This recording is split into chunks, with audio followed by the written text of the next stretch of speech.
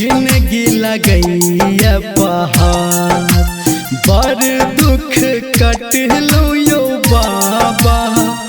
जिंदगी लगैया पहाड़ आहाँ दर एलो यो दानी खोलियो न अपन के बार आहाँ दर एलो यो दानी खोलियो न अपन के बार।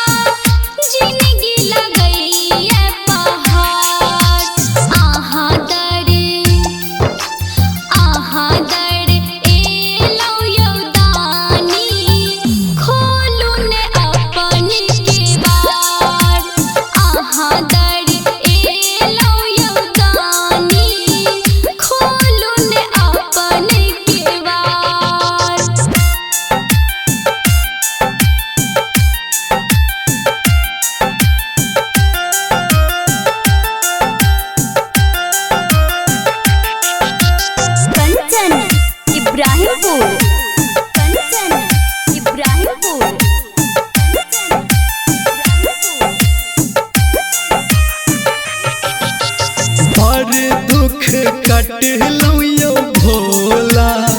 लागैया दुनिया अन्हार बड़ दुख कटलो यो भोला लागैया दुनिया अन्हार आहाँ दर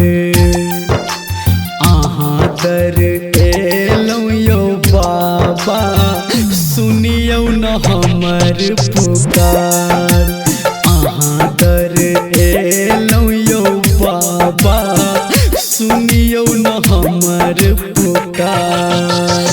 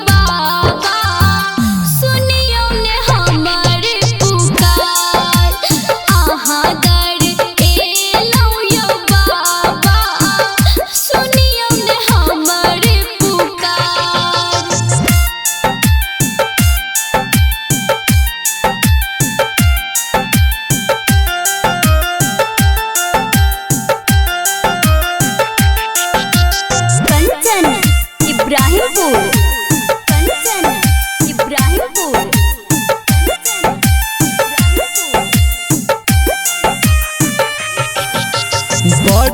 दुख कटलो यो दानी भेटल न के करो दूला बड़ दुख कटलो यो दानी भेटल न के करो दूला आहाँ दर एलो यो भोला करियो न हमर उद्धार आहाँ दर एलो यो बाबा करियो न हमर